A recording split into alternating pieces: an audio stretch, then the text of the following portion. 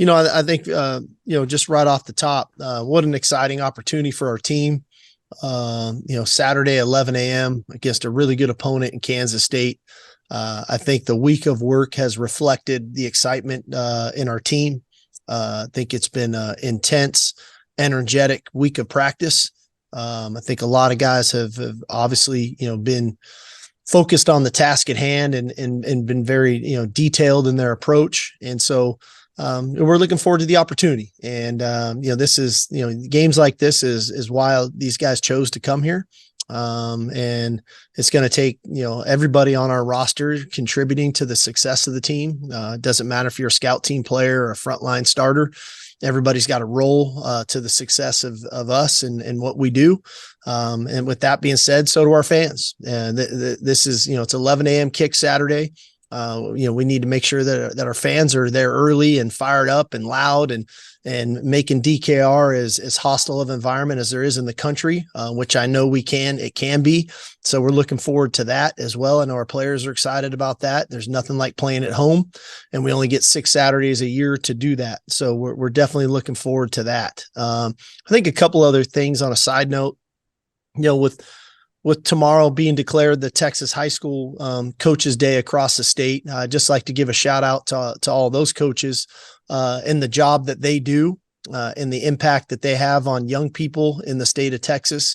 Not only, developing great football players, but developing great young men. And, I'm very appreciative of this 3 years into my tenure here and the job that they do and the commitment that they make on a daily basis, year in and year out, on and off the field, to developing young men is something that, like I said, I'm appreciative of. I'm honored that I get to represent them as the head coach at the University of Texas. And so just again, wanted to give them a shout out for that. And then also for Ricky Williams, being honored this weekend. He's our Distinguished Alumnus Award here Friday night that the Texas X's are given to him. And what a tremendous honor for a football player to receive. And then Saturday, honoring him with this 25-year anniversary of the Heisman Trophy. And, naturally, his ability to run the football was one I always admired from afar. And a lot of what we do and how we do and why the running back is so important to us systematically, I think can speaks volume to how important Ricky was to the team here and his ability to run the ball the way that he did. So it's going to be great to see him, but it should set up for a great weekend for Longhorn football. Naturally, with this ball game kicking off at 11 a.m., I think everybody's excited for the opportunity. Thanks, Coach. We'll go ahead and take some questions. Kirk, start us off.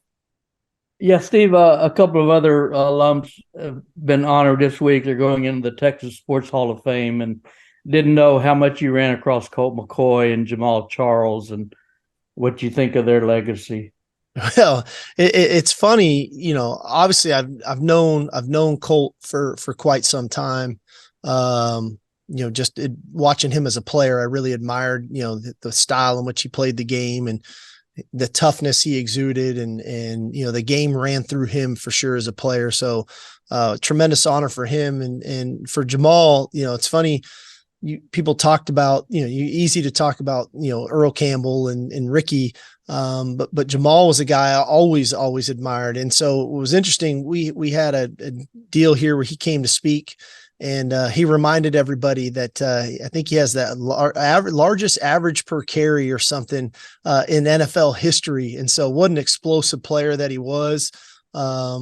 But I saw him firsthand too in 05. So a heck of a player, both great people, both great representatives of our football program.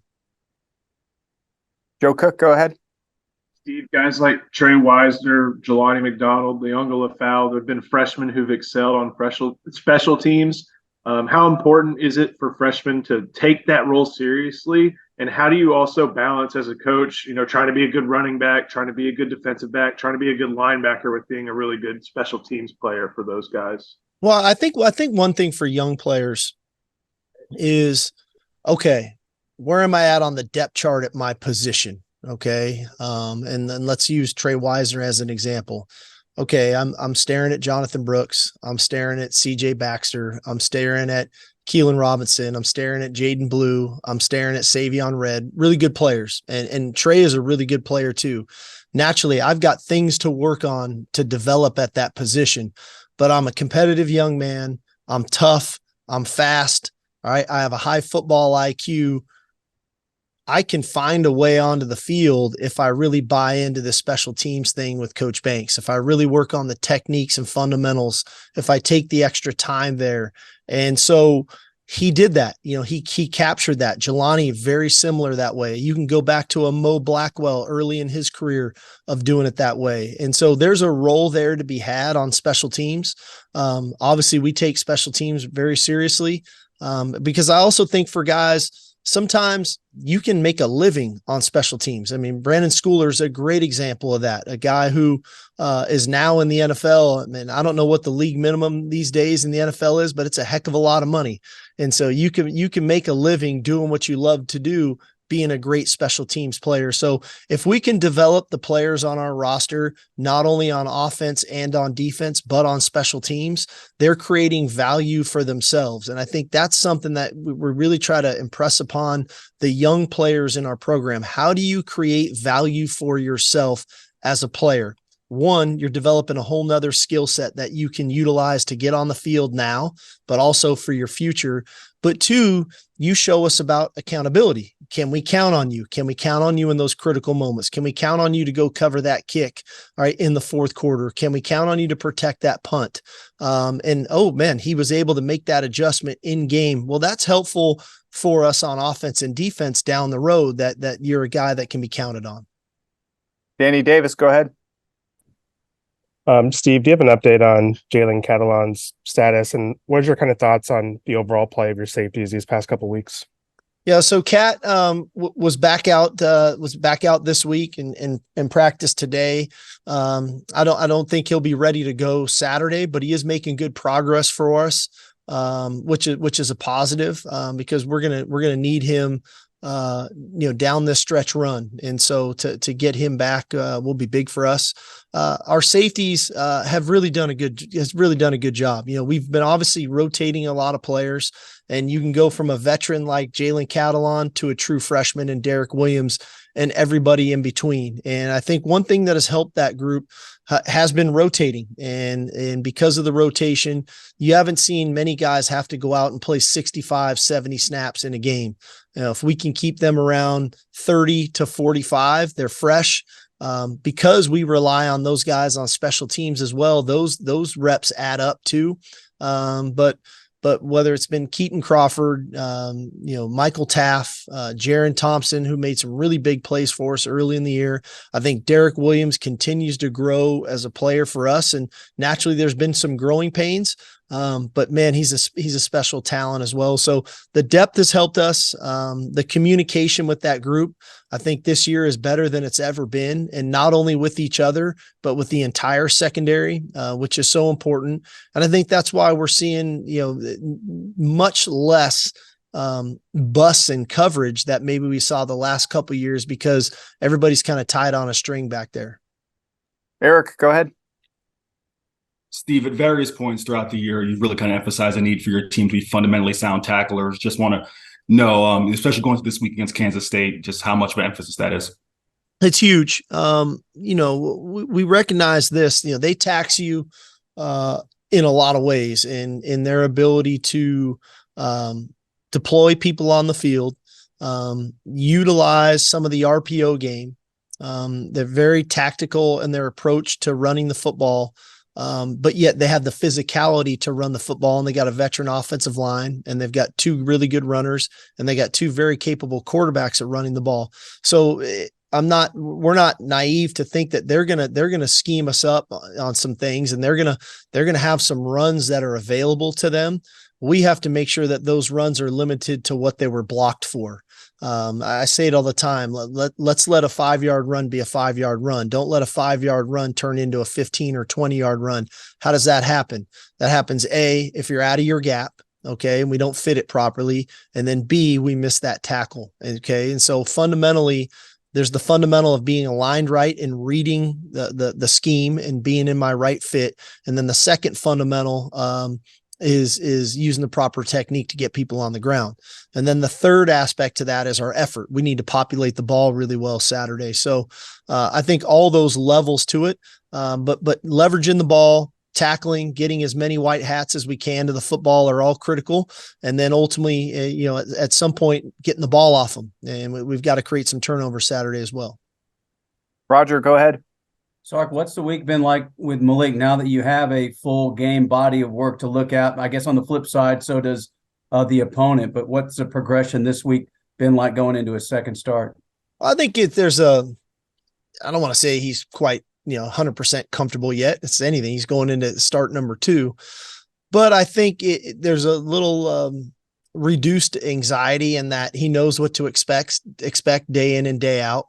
I think he has an understanding of kind of how game day goes as the starter and that feeling of taking the field. And so some of those things that may cloud your focus from day to day, I think he understands what that is, and that allows him to live in the moment, right? We have a saying around here, today is the most important day. And when you can really focus on what we're doing today, that's going to help you prepare for Saturday. But naturally, when you're a first-time starter and you've never started, there's a lot of things lingering in your mind about, I wonder what it's going to be like. I wonder what this will be like. And that now clouds what you're doing on a daily basis. So I think there's a level of comfort for him that way. And then 2, I think there's just a level of comfort for us and for the players around him of, okay, this is Malik on game day. This is his personality. This is Malik in game prep when he's running a play for the first time and his understanding of it all. So I just think all the way around, it feels a little bit more comfortable for he and for the people around him. Chip, go ahead. Steve, has anyone been added to the injury list this week, or is anyone coming off the injury list for Saturday? No, I think we're good of where we're at. I'm trying to go through in my head, but I really think we're okay. Is Ethan Burke getting close? Yeah, I am. I'm very encouraged where Ethan is at this week in practice. Jeff Jones, go ahead.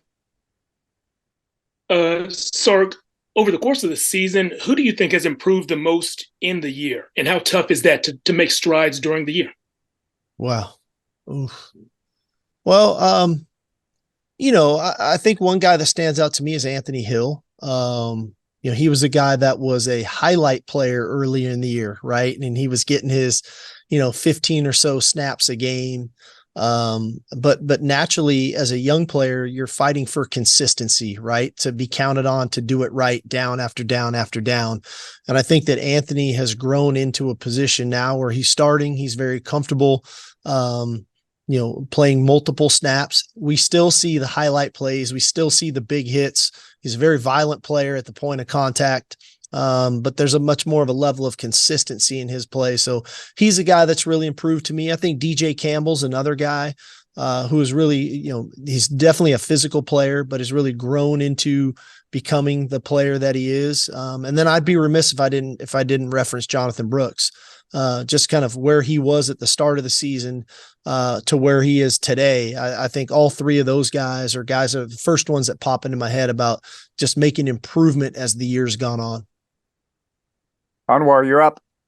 Hey, Coach, I've got a big picture question for you. It's long. I'm going to try to make it short. You guys are obviously 7-1 for the first time since 2009. You did point out that you beat Bama. Your defense is ranked 3rd in the country as far as, third down defense is concerned. And you guys have scored over 30 points a game in every game this season. It was the first time in program history. So my question to you is, how do you balance seeing the success of the program and the things that you've made with some of the areas that you would like to improve? And it's as simple as, hey, no team is perfect, but I'm just going to take the wins. Well, I think this. I think, one, my job as a coach is to point out the areas where we are doing things really well. And I try to celebrate that with the guys. And I'm very proud of them for the things that we do well. But I also know championship teams continue to get better. They continue to improve. And we have to, as a coach, even when you win, find areas where we can improve. And so that's really important as well, that the players feel like they're continually getting coached, because naturally human nature tells us to relax. I'm good. We're good. Right. We won again. We're good. And a coach's job is to continue to motivate his team, and to motivate players to continue to try to improve and to try to get better. I think the one area where we're fortunate in this day and age of social media and society, you guys, nobody take offense to this, but you guys and the fans do a great job of pointing out the areas that we're not doing very good at. And so it's constantly in their face. And so they understand the things that we're trying to work on and we're trying to get better at, where, 20 years ago, that was water cooler talk and they may not have heard it from the fans, but now, I mean, the guy, a guy on our team kind of stumbles, coming across the line of scrimmage, and it's on Twitter. He's getting a direct message about, I can't believe you stumbled coming across the line of scrimmage. So, for that point, I appreciate social media because we get reminded quickly, about the areas where we need to improve. But, hey, I'm not going to apologize to anybody for being 7-1. I think we are a very good football team. We aren't perfect and we aren't a finished product, and there's still plenty of things for us to improve upon, which we're going to need to improve upon on this journey that we're on together. And again, I commend our team. They've been extremely coachable. We challenge them. We coach them hard. We're demanding. We are not demeaning, but we are demanding of chasing greatness and chasing perfection every day. And I think for the most part, our team responds to that. And I honestly think they're very thankful and grateful that we do coach them and that we are pushing them to be the best that they can be. Got time for the 3 last questions in queue. Thomas, start us off. Coach, you talked about how big the win over Bama was on Monday.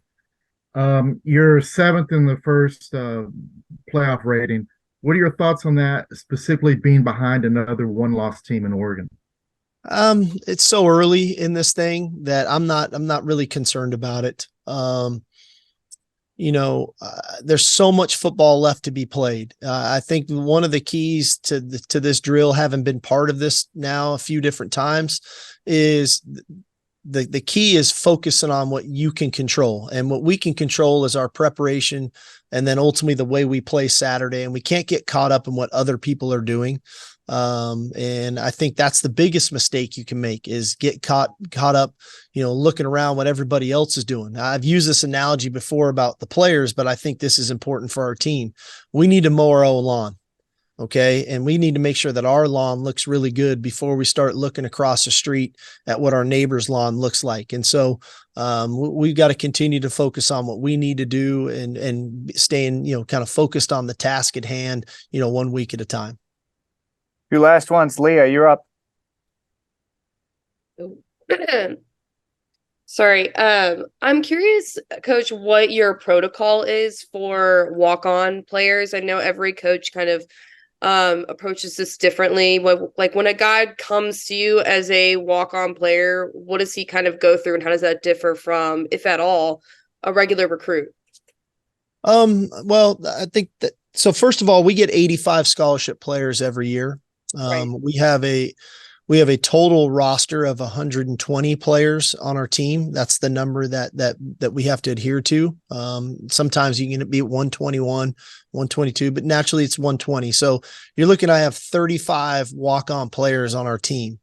Okay. And so as you go through that, there's levels. I don't call it levels. There's different walk-ons that you can have.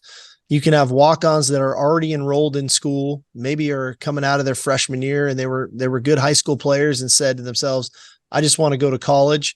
And then after a year, they say, man, I miss football. I want to try to walk on. So there's that walk-on who's already here at UT that wants to walk on. Then there's the walk-ons that are in high school that have already been admitted to the University of Texas. And they say, hey, I've got admitted to UT. I want to try to walk on the football team. Okay. And see if that's an option. And then the third one is what a lot of people refer to as the preferred walk-ons. And those are the guys that maybe have scholarship offers to other schools, but want the opportunity to come play football at the University of Texas. And so when we try to reserve a few of those spots on our team. Michael Taff is a great example of a preferred walk-on, a guy who had some offers to go to the other schools. But, if you cut Michael Taft open, he bleeds burnt orange. He always wanted to be a Longhorn. So I guess there's varying factors to what type of walk-on there is. The one thing I will say this, and if you ever get an opportunity to talk to any of the walk-ons on our team, we treat those guys just like a scholarship player. There's nothing that our scholarship players get that our walk-ons don't get. They get the same gear. They're in the same locker room. They all dress for home games. We try to reward those guys when we can and bring them on the road. If they're not already in the two deep, we try to bring those guys with us because they are extremely valuable to the success of our organization. They're critical in the development, their own development, but the team's development. And we have a lot of respect for them. And we know the journey that they're on. And so we just try to treat everybody the same in our program. And just because one guy's getting a scholarship check doesn't mean he should be treated better or differently than a guy who maybe isn't. Last one, Terry. Coach, good afternoon. I have a question about Jordan Whittington. He in play after play, we see him making key blocks. And then after Oklahoma, he had 10 for 10, and then he hasn't seen that many passes. I'm curious if he's hurt, he's just not being open, and how, does his body of work, is it enough for the NFL to look at him in a serious way? Jordan Whittington is going to play in the NFL, and he's going to play for a while. I think a lot of times because he's such a complete football player, he can run routes. He's excellent in the slot. He's very good on third down. He's a tremendous blocker, as you referenced. What a lot of times goes unnoticed is how good he is on special teams. The guy is fantastic on special teams. And so he's going to get on somebody's roster in the NFL and be a core special teamer and be a great receiver for them, especially in the slot, who's got an extremely high football IQ. I think one of the challenges for us offensively, which is a great challenge, right? These are high level problems. Let's say we throw 30 passes Saturday. Okay. You have Xavier Worthy, you have AD Mitchell, you have JT Sanders, you have Jonathan Brooks, you have Jordan Whittington, you have Gunnar Helm in there. All right. You have Cedric Baxter in there. And, we're trying to find ways to get the ball to Jonte Cook in there. You have a lot of people, right? And there's only one ball, right? Of who's catching it. And so sometimes, yes, there's a game plan of what we're trying to do and where that ball maybe is trying to go. A lot of the times the defense is somewhat declaring where that ball's going to go based on the coverages that we're getting and if the quarterback reads it right. So naturally, I don't ever want Jordan to walk out of a game with 0 catches, but there's going to be games where he has 1, 2, or 3. There's going to be a game where he has 10. But that game he has 10, how many did AD and Xavier and JT catch? And so the ball naturally moves around. I think we've got a great deal of balance on our offensive football team right now of where the ball's going and who's catching it and why. But I think one thing about Jordan that I will always be forever grateful for him. He's the ultimate team player. He will do whatever we ask of him to do to help this team win. And I think that's why he has so much respect from his teammates.